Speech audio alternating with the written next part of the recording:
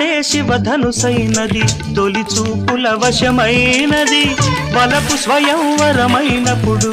గెలువనిది ఏది ఒక బాణము ఒక భార్య అన్నది శ్రీరాముని చిరయసమైనది శ్రీవారు వరమిస్తే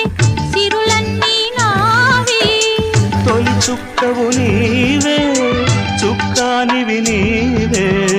తుదిదాకా నీవే మరు జన్మకు నీవే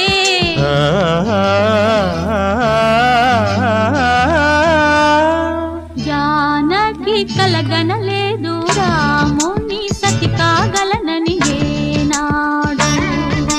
రాముడు అనుకోలేదు జానకి పతి కాగలనని ఆనాడు